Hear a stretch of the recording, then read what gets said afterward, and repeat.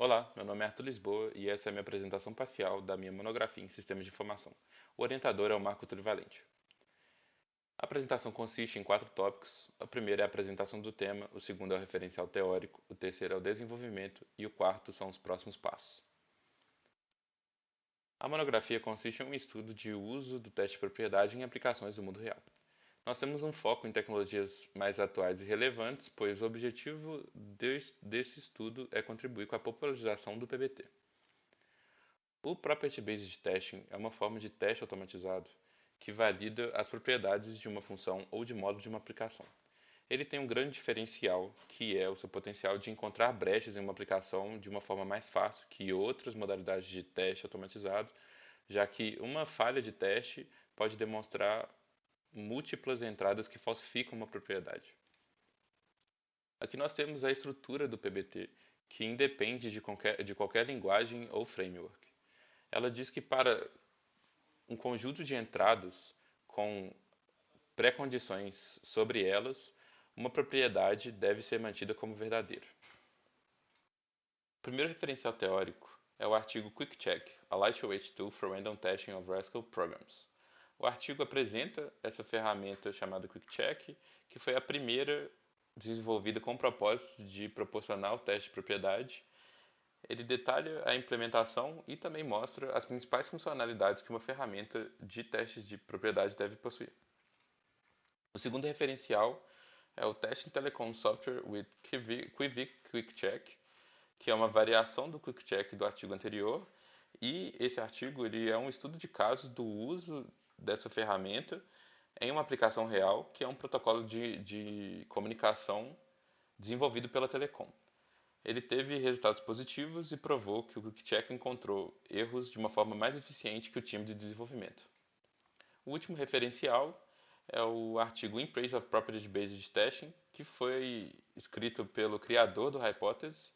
Ele detalha essa biblioteca, além de revisar conceitos do PBT e mostrar as principais funcionalidades que a biblioteca oferece.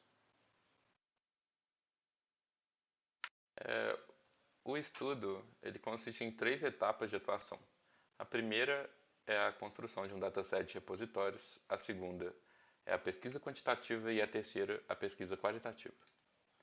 A fase atual é a de criação do dataset de repositórios de projetos em Python que utilizam Hypothesis, e a busca ela é limitada a aplicações reais e relevantes. O dataset ele foi obtido com base na lista de dependentes do repositório do Hypothesis no GitHub, e foram selecionados 100 repositórios com no mínimo 100 estrelas. Todos foram marcados como true positives, ou seja, que realmente utilizam o Hypothesis. O dataset ele foi obtido por um script. A elaboração da lista de base de repositórios candidatos foi realizada com o uso da aplicação GitHub Dependencies Info, que consegue gerar uma lista de dependentes e ordenar essa lista pelo número de estrelas do repositório. O passo seguinte do script foi o da validação do uso da hipótese para cada elemento dessa lista obtida.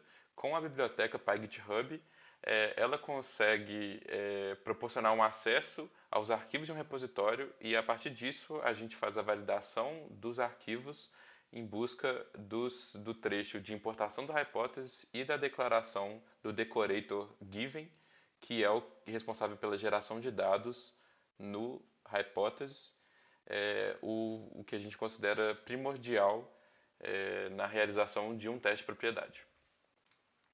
O passo sequente é o da execução da validação até encontrar 200 repositórios positivos, e o último é o de eliminação de repositórios que não são considerados aplicações reais, dentre esses 200 encontrados anteriormente, e esses que são considerados não reais seriam repositórios de exemplo, ou repositórios com intuito educativo, ou de mímica de outros repositórios, seja o fork, ou seja o estudo de uma tecnologia, ou seja, que não são considerados aplicações reais em termos de fornecerem uma funcionalidade nova.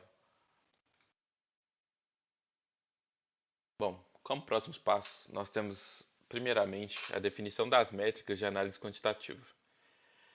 A partir disso, a gente vai poder elaborar o script em Python de coleta dos dados do dataset que a gente obteve, para então, ao final, conseguir realizar a análise de resultados com o intuito de obter as melhores práticas de uso da hipótese e os casos de uso mais frequentes. Chegamos ao fim da apresentação. Muito obrigado.